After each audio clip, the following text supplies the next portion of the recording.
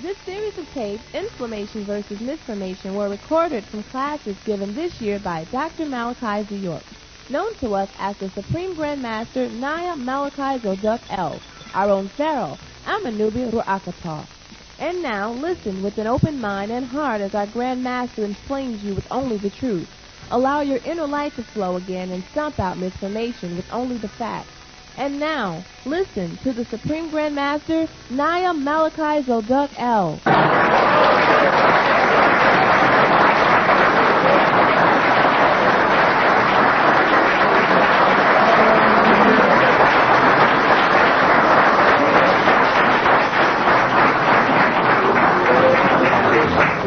Yes.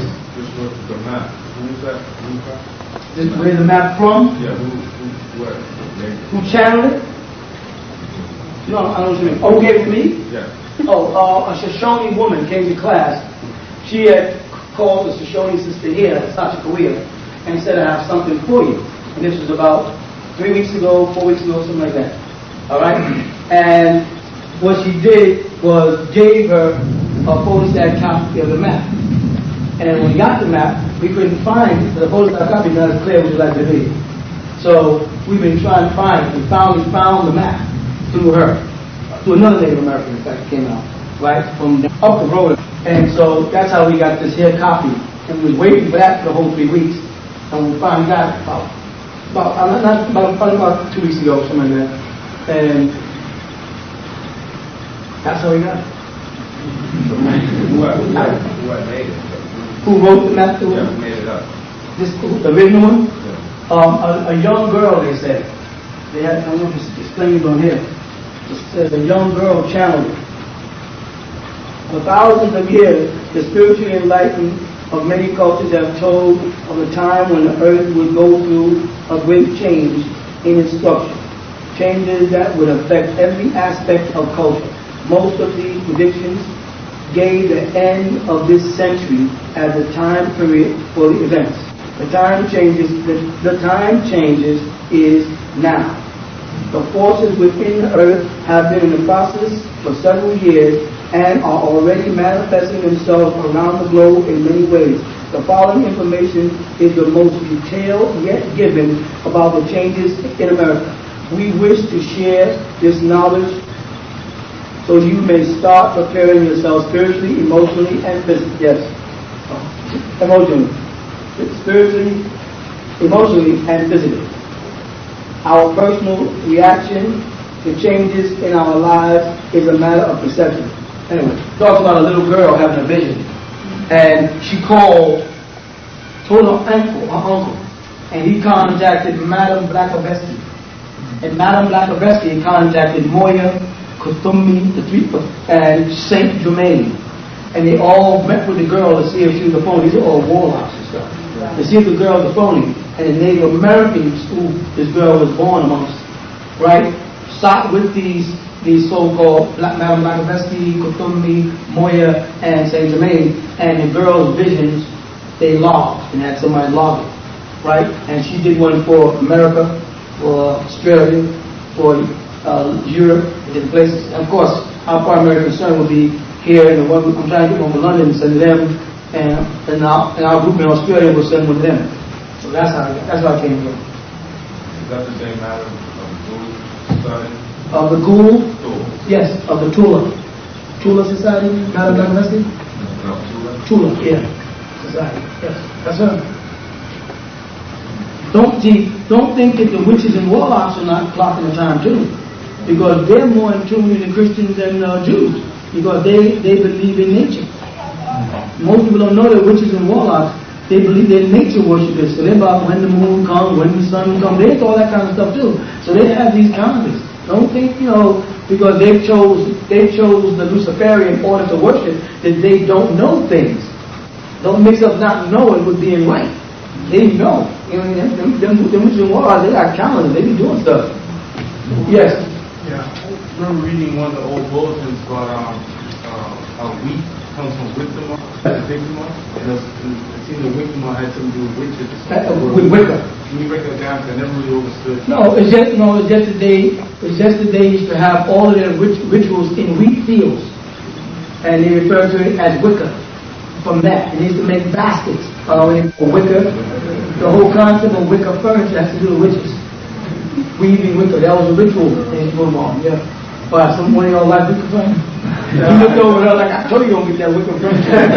They all fall apart anyway. I was really not impressed. I told my dad was a week coming for a week, but I knew that they did. Well, you know the game is Latin, French, Old English, New English, and Greek. Those people got together and took a monopoly on all the intelligence that's in the doggone universe. Or not universe, on this planet. Which means whenever you say anything, somebody always says, what does that mean? And they got to go back to Latin, Greek, or English, or Old English for a terminology. They've got you literally mentally trapped in a vacuum of information that they control. And whenever anybody asks you anything, you notice they say, what does it mean? You have to go back and say, well, in Latin or in Greek, that has to be broken again. They have that's what's going out. Their era is going out. But people start defining things the way they see them and not the way the American Heritage Dictionary sees them. But when you write a book and you're dealing with people, if I don't put the American Heritage Dictionary's interpretation of it, niggas just won't believe it. That's how far from the spell they are. So we got to work with that. It's a shame. Because we have to use the word Egypt. The word Egypt should not be used us. But we have to use Egypt, otherwise people would not have no idea what we're talking about. You know? Good. When you were speaking about the land that's in the process of being purchased, does that have something to do with the area of the vortex? No. No. If you saw Stargate, you saw that the craft came down and covered right on top of it like this. Right? Yeah. What people are missing is that the misinterpretation of the Kaaba is that if I took this Kaaba and stuck it in the ground, I would get this. You understand? Yeah. Am I going right? Yeah. That one's going right. If I took a cube, any cube, a perfect cube, and slammed it in the ground, I'd get a Kaaba. And that's what this is, the symbol. If I move this together and remove the globe, this would change from two pyramids up and right into a perfect cube. The temple that's in Mecca, right, was once the navel of the earth. And it symbolized Isis, who the Muslims call Usia, right? Or Al-Uzza. That was her temple. And that's them tetrahedrons and a pyramid on top. 4 tetrahedrons, right, and 1 pyramid. It represents this as a square zone put into the ground. You follow? So when you hear about Nibiru, you talk about an orb, but you're looking at a cube. Nibiru is a cube that when it begins to rotate, again if I draw all the central meeting points that it didn't start, you understand, once it starts to rotate, it creates a orb. Once it slows up, it's no longer orb, it's a cube. And once it lands, it projects a point of itself into the ground and beneath the ground. Right? Of course, it can't do that here because this planet is too small. But it'll send out other crafts that look like cubes and orbs. You follow? And they will come and project themselves into the ground and connect with energies beneath the ground. And then all you will see above it is a bunch of pyramids. Go ahead, bro. Yeah, I was doing a little bit of research on Uncle, and it spoke about him wanting to change the origin of, like, when you saw, how do you say it? Obelisk. Where he wanted to change it or put it somewhere else. That's why he went and started his temple into like a desolate area and wouldn't nobody follow him because it was just unhabitable. But what that got to do with the true origin? Was he right? Was he wrong? Is it in relation to this? Yes, in a sense. When you start talking about Akhenaten and his desire to move the obelisk, you're talking about, you know, obelisk is a symbol of a penis, of the god men. All right. And men took himself in hand. In the beginning of the verse, you understand about taking himself in hand, took man in his own hand? All right. And he spurted forth And what he spurted forth was the sperm cell as the original tadpole. It went into the sea and came out of the primary egg later and went through the sky as a rocket and gave birth to the sun. These are symbolic stories. All right. So now Uncle Unton, right, was a hermaphrodite. You follow that? He was a homosexual, for lack of a better word. All right. And he was intimidated by the obelisk symbol of a Venus, and decided that it should be moved from his kingdom. The people would not let him destroy it, but move it from his kingdom. Why? Because of what took place in what they call the Amun temple. That's why he changed it from Uncle Amun to Uncle Unton.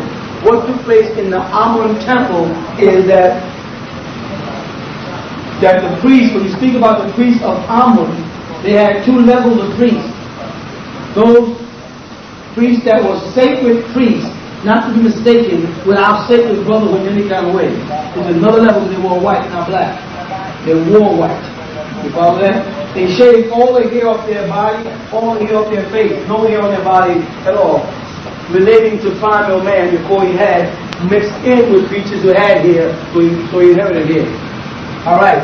Men was depicted as a large statue, right, holding his penis with his right hand and a frill in his left hand, which is a whip, like a rod and a staff of the 23rd Psalm. You follow? In the inner chamber behind the pylon, there was a sacred chamber called the Holy of Holies, where the Christians get it from. And in there, he stood as a statue. Now, before he became a statue, it was a real event where his wife was referred to as the hand of God. You understand that? His wife, Nefertiti, was referred to as the hand of God. And he would be there in a sacred robe with a hole cut in the front. You understand? And you heard this before, thank goodness I'm not alone. Right? And he would stand with his hands at his sides, right? And his wife would come in and she would have to have him have an erection, upon which he would be laid back on a, they show him, he would be laying, first he's standing straight, alright, let's say that this way, and his wife will come in, kneel on an altar before him, and it was her job to bring him to an erection. We all know that. If you want to know the story, I'll tell you the story. Alright, she would bring him to an erection, upon which he'd make a full circle and end up on his back and lay on a pillar-like thing in a temple, which would mean he's laying here, correct? And his penis is here. You may see this in some of the stories where they show Nut up over the sky and him on the ground laying with his penis fully erected. They have statues of it carved, so you can find it. And what would happen is he would spread his legs, his penis is erected, he's laying this way. His wife would leave the temple with the high priestess women after he's erected, and they had these priests. They would straddle his penis. You follow what I'm saying? This was part of one of their rituals. This doesn't mean every ritual that took place in Egypt is a part of our ritual. You follow what I'm saying? They would straddle. They had a whole bunch of priests that went into this sacred chamber, right? And this is how they vowed loyalty to the great god Amun.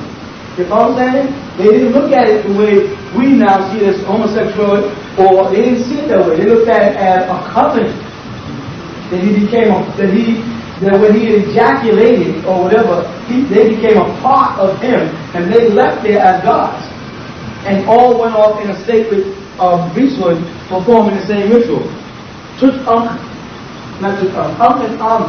who was Tutankhamun's father, he was against this ritual like you probably would be.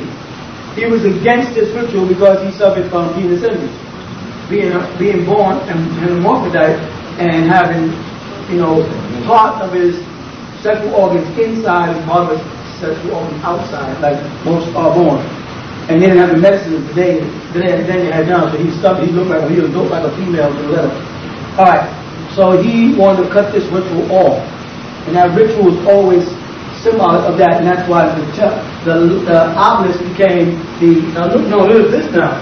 If you look at this, you're looking at the minaret of Islam, which is a circumcised penis. You follow that? The only ones that kept the symbol the way it was in ancient times was Moroccans. And that's why the Moors, and that's why their minarets are still square like an obelisk. If you look at Moroccan minarets, right, they have square minarets. But every other part of Islamic country set up circular minarets. Now, in praise of Nefertiti, I'm saying it like that purposely, right? He started the dome temple. You getting that? Yeah. Which becomes the dome next to the minaret and becomes the mammary gland or the breast of his wife. So all of the churches now have put the dome or the dome shape on their windows, which is a penis symbol of ancient Egypt, in front of your face. The rituals are still going on in high mass. This is why in the Catholic churches, those ministers never really, or pastors or fathers, never really get prosecuted for having sex with the young boys, because they're reenacting the ritual, and the hat is right there in front of everybody, the fish head. And if you look at a fish, most women would say who cook, you turn a fish backwards and look at the way his face is constructed, a fish looks like this. Then he comes down to the form. This is a what? A penis. This is where it all relates to. All relates to everything. I will get to the bottom line of this for you right this minute, so you don't walk out of here and misinterpret what I'm saying. Like, this guy wants to do over there, turn this thing around. You go, hold on, what you trying to do? I ain't trying to tell you nothing. You ask me our true history, I'll tell you the true story. This is the principle. Those are the three principles of existence. Women try to think outside of the three principles. Meaning, give me something that doesn't pertain to one of those principles. Anybody? Come on, Squirrel, you get ready. Come on, help me here. Immortality. Immortality, there's no such thing. Because of the word mortal. You see, it's the word mortal from mortal, existing stuff. Everything changes. There's really no such word. That's a Christian terminology. Immortality. Right? Dancing, sex. The whole purpose of any club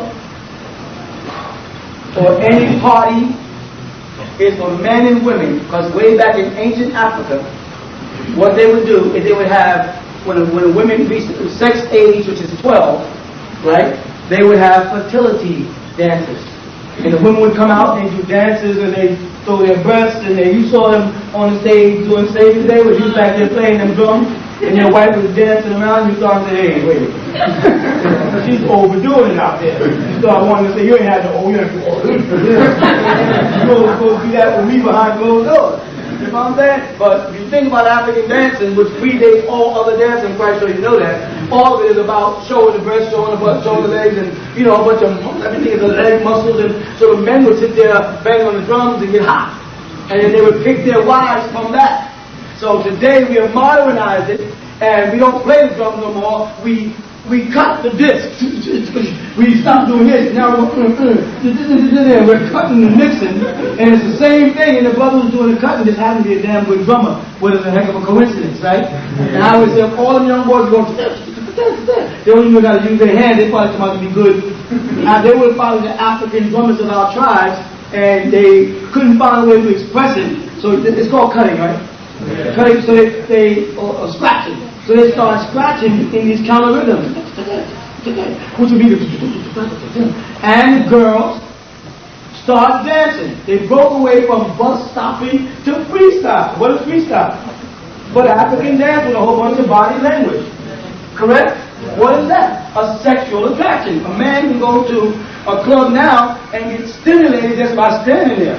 Now with the way women dress again, with G-strings and rump shaking and stuff, I mean, you don't even have to get married no more. I mean, you can just spend your life in a club. It's all dancing. The purpose of going to a party. When your wife wants to go to a party, she wants to go see men. Whether you want to miss she says, no, I just want to go home. I just want to go have fun. We can do that at home. I just want to listen to music. Want to put the record player on now? Every time people want to go out into a place where there's a lot of people to dance, they're going to meet people. It's a mating game. So in answer to your question, dancing, sex. Dancing, wealth. Because when you go to the dance, you got to be sharp. That costs. If you go to the dance, you got to travel. That costs. If you pull up in front of the dance with a Jaguar, you get more attention. If you pull up in front of the dance and you're real sharp and you got money, you get a little more attention. If you pull up in front of the dance in a Jaguar, you're real sharp, got money, and can dance, you're going home with somebody. That's sex. These are the principles that's messing up everything. It's controlling our every motive and every awakening moment. These are the things in our minds. Now, why death is at the top? Because regardless of which one of these here you do, you're still going to end up over there. And death is life because the day you were born, you started dying, not living. They lied to you and told you you are living. You are not living, you are dying. You are getting older. In the last cycle, when you went in the other direction, that's when you were living because you were born old and you went towards you. Now you are born young and you're going towards death. So if you're going towards death with the ing, then you're not living, you are dying. Go ahead, try something else. It doesn't go yet. Huh? You have to study to become. You do. Even if you have to study how to sell drugs, how to cut drugs, you still got to study. Yeah. I have a question about that. Is that another form of a set of like person, places, and things? It's another trap. It falls within person, places, and things also. Another trap. That's right. It's another mental trap. We all here are caught up in this. You know what I'm trying to say? We'll say freedom, justice, and equality. And then somebody said, for what purpose? Just to be free? Free to do what? To do what I want to do, which falls back in here. You know, you ever met a man, except for homosexual, who's not interested in finding a woman to have sex with? Have you ever met a woman who's not a lesbian or whatever, who's not interested in finding a man to have sex with? Have you ever met a man or woman that somewhere within a day sex doesn't come on their mind? Because it doesn't take much for you to have sex on your mind. You can be just there minding your own business and sex can walk by. And take total control of your mind for the moment. Now, whether or not you take control of it and suppress it is a lie. But when she walks by with that skirt on, or she got that look in her eye, or she looked at me, I know she's looking at me, or she wants me. That's all it takes, right? So we are basically controlled by these forces. You will never, so don't ask, will I ever be able to control those forces? No. Because that's part of what you are. That makes it you need to aspire. You know what I'm saying? If you don't have things to aspire for, then you're dead. So you aspire to live better, to get more wealth, and to get more. Before you plain simple. Yes. You thought what? Okay. For the basis for sexual reproduction. That's a doctrine. No, that is a doctrine. See, there's a doctrine. We can say in our doctrine that the sole purpose for sex is reproduction. You follow? The sole purpose for eating is health. Then why are we picking out what we want? And why do we never eat what's healthy? And why do we not go around finding out which girls are the most fertile before we school them? We don't sit around and say, well, my mother has 6 kids, so good parenting. She has this. We look and say, fit, she's this. We have all these other reasons. So that's a doctrine, not a reality. You understand? Though the doctrine might be true, it has still not remained the reality. Can we make it reality? Can you? Yes, you can. That's just like yes. This is another triad. Is this similar to like in the right now it's scroll off the tablets you said that the people of the sun cast out the beings that technically made 2,000 years ago? That's something that it says that in the Galactic Federation we can request that also to happen. You lost me. You got so deep, you lost me. Okay, it said how you were saying how there's another triad of persons. This is another triad in answer to a question. Yes. Alright, and the Vietnam, if you go down how the people of the sun had asked for, had the Vietnam cast out 17,250,000 years ago. Right. That's something that we have to do also. Is this something we have to cast out of ourselves? Huh? Yeah. No, because there's nothing filthy, wrong, and dirty about having sex. Because we have created the doctrines that make it bad. We have created situations. And here's a bad situation that we created. It's called mind. Mind, that's mind possession. Right. College kids, help me. Mind possession. It's called mind. And by that I mean, is anybody here a couple? A young couple? This is he, and this is she. These are two beings, Homo sapiens as they might call them, right? Intelligent beings, right? Who are on this planet with me, and they have taken a vow to one another to become one. In that vow to become one, he has literally castrated himself, and she has patched up her vagina to all except him. You understand what I'm saying? This is called loyalty. It's called what else? Monogamy, okay? It's a nice word. Monogamy. What else? Devotion. What else? Faithfulness. What else? Huh? Trust. Stupidity. because no, this is the sad part. I'm just saying if she was the only woman he ever had, and he was the only woman she ever had, and they have this little bond, correct? Then she or he doesn't know how good it could be somewhere else. But we have been trapped now inside these terminologies, or as I tell the other young brother, within these doctrines of loyalty, honesty, faithfulness, so and we cut off ourselves from the rest of the animal kingdom who do not live by these rules and regulations. And we are a member of the animal kingdom when we're biting on a chicken's leg. But when it comes down to this specific incident as an animal, we immediately write a new book called the Book of Mind. Not the mind book, the mind book. That is mine, right?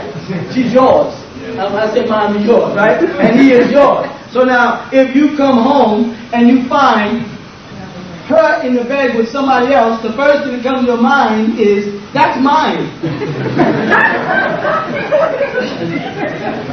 Is that right or wrong? And then violence streak or defense, or you can say, I don't care, I'll just walk on out. But the bottom line is you would be ready to hurt. No, you would be hurt, but you'd be ready to hurt somebody. The suffering point is she might be doing it because she's not getting what she needs. So she has to start again. So we have created through a he and she in a mind system amongst ourselves. We have put aside the animalistic nature that we all have to discipline ourselves because it would keep us from hurting ourselves and hurting others. You know? But it's not a wise one because you just don't know. So every woman don't know if down the road there's a better leg. So we say, I take a vow not to care, to settle for the man I'm with. You know what I'm saying? And that's it. But I'm here to tell you, as you get older, that's just not going to happen. As you get older, you're going to lose that loyalty. You may not think you are. As you get older, you're going to lose that sincerity. Because the desire for adventure is going to click in regardless of how you feel about the person that sleeps next to you or have been sleeping next to you for 10 or 15 or 20 years. A wise woman and a wise man, right, will make preparations for that in their relationship now. A fool sits back and waits for the end. I'm saying, in a show of hands, how many fathers, how many people here, fathers left their mother? How many people here, the father and mother, the same father and mother from birth? Alright, which are the most? Did y'all notice? Did you notice that 75% of people here, parents, the father left, and another 25% the father stayed? How many people would say that their father who stayed is a very docile and nice person? How many people would say the father who stayed is grumpy, fussy, damn near violent, and hard to get along? How many would say of the father who stayed, he stays sedated most of the time? Because he's either drinking himself to death or something because he can't face reality. So when you get right down to it, of the 25% that said the father stayed, we can take off another 15% because though he is there in body, he is not really there. So it says something about the human species that when we get to a certain age, men walk out. Or women throw them out. But anywhere it goes, on a scale of 100, 85 to 95% of us separate at a certain age. You follow? We are seeking at fulfillment of gaps, things that we feel we may have missed. If you don't prepare for that now, you can have a sharp-talking, fast-mouthed boyfriend now that keeps you prepped. Let me tell you what prep is. I teach this to my daughter, so you know. So all you women, pay attention to prep. So you're looking at a shrewd man, right? And all you guys get mad at me, you know it, and I know we ain't prepped. Understand? It's called prepping. Anytime a man has to keep whispering something to you in the movie, he's trying to keep you prepped. He's afraid that you might see something, you follow? And so he got to say, well, that's a red car. Oh, well, that's a someone's. He's literally belittling your intelligence by keeping you prepped. He has to always interpret for you as if you don't have the ability to interpret things yourself. We men do that. It's a way of keeping you under our wing, not letting you make decisions for yourself. Like, well, after this class, on the way to the car, your husband will be like, oh, this is what Papa was really trying to say. He got to take it, even have to take it away from a 52-year-old man. That's how insecure he is. And that's what he thinks of you. He's so confident that you're not stable, that you're not secure, that he has to keep putting some super glue on the relationship. When it's obvious that you're already there with him. I'm trying not to stare, because whenever you stare, you think he's talking directly to me, and then she on the way says, I think he was talking to me about something. And I'm not. I'm just talking about life in general. You know what I'm saying? It doesn't apply. But, no, as Bob Marley said, if the hat fits, then let you wear it. You ain't supposed to be prepping the woman. She's supposed to have her own mind. And any woman, when she's supposed to say, I understand, mama. You explain the whole goddamn movie to me. Anybody you meet, he has to give you an interpretation about the person. You know what I'm saying? You know, let me find out where we ain't. You with me? This is called prepping. A lot of you young girls are being prepped today and don't even know it. All women got tired of preps and said, listen, cut the crap. Because while you prepping me, you looking at somebody over there, nigga. And she learned to accept that reality at a certain age. Whether that's compromising, copping out, whatever you want to call it, to sustain her relationship as a mature woman, she may have to compromise on the animal side and the low lightness of a man. You know what I'm saying? It's not a dumb thing to do. It's a smart thing to do if that relationship means that much to you, I'm just saying. If it doesn't, then don't bother. You understand? Did I go a little too far into this for y'all? Y'all got this real constipated look on y'all. I don't mean to insult nobody, but I'm just telling you, talk to me as an old man, I'll talk to you as a father. You talk to me as a teacher, I'll talk to you as a teacher. You talk to me as a friend, I'll talk to you as a friend. Amen. I look at life just like that. If you trust your man, you are a fool. If he tells you he ain't looking at another woman and you believe that, you are a fool. No man is not looking at no other woman. Right, Al? Right. Tell the truth, brother. Tell the truth. I mean, to these, I'm honest. I'll tell the truth. My wife get mad, but I'll tell the truth. You got to. What was that? And I'm going to tell you something, sister. And if you got a man who's not looking at other women, he's looking at other men. And that's even worse. You understand? So, don't try to stop him from being the animal he is. You understand? Learn to let him know I see you. I see you looking. And but you know the thing? If you look, he's ready to knock your head off. That's the man. That's the system you got to live with. Because that's the society, the young brother back there. That's the doctrine that we have been indoctrinated with.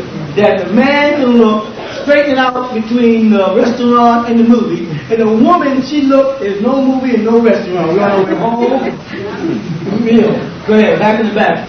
Based on what you said, what would be the point of relationships? What is the point of a relationship based on what I said? I mean, because what you're saying is based on what you just said. Yes. The fact that you just said what you said. What would be the point of relationships? I mean, as a sister, I'm saying I'm with you. I'm with you. I'm not arguing that. What does the word relationship mean? To relate to each other has nothing to do with commitment. I'm trying to say, we have created this system. And I'm not saying it's a bad system, especially for us men. I'm not saying we got to comprehend at this point. We have created it, and it's simply me. I have been places where I related to someone and didn't even know them. You know what I'm saying? So, if you're asking, should human beings get together and take a vow to each other, I think some should, because some do. And I think there's another group of people that have passed that. And the way they relate to their mate is on a higher level than that. They don't have to keep saying, you're my mate. They don't need to keep prepping their wife up. They don't need to keep, they don't have to keep reiterating that I'm in control. I think they begin to reason better than relate. You know what I'm saying? So I'm not saying y'all shouldn't be married, you don't go to school and everybody. That's not what I'm saying. You're talking to me about a piece of reality, and my job is just to teach reality and facts. I'm teaching the reality. That's why I said we don't get offended by the truth. I will teach the truth, though it's bitter, because it's the truth. You know what I'm saying? If you find fault with it, work with me with it. But I'm going to only say what's real, man. If any man tells you he's not cheating, he's a liar. If any woman tells you that she don't peep and she don't cheat, not that now women are less apt to run around and screw anybody in the neighborhood than men are because of the consequences, not because she won't do it. You understand? Because the consequences is great. Most men say, if I catch you, I'm breaking this knife off in your head. The best thing a woman do, curse you out, throw some at you, and leave you, go home to a mother. 3 to 6 months, you got it back. In that 3 to 6 months, you had a vacation from it anyway. So you can start all over. So it's a very, it's a very male type of system set up. And that's how men are. They don't want you, don't want nobody else to have you. Man, huh? A woman's going to try to answer that fast. Stand on one thing. That ain't got nothing to do with freshness. Okay, go ahead. Let me tell you what I'm doing then. With all this philosophy crap. What I'm trying to say to women is, don't let men wear your stuff out. And what was once fresh is no longer going to be exciting. There should be intervals of sometimes months where you don't have sex. You understand? And you come back with a fresh relationship. That's all I'm trying. I'm not saying it has to be 6 months. I'm not saying it has to be. I'm just saying if you are there available at all times, you are on a chain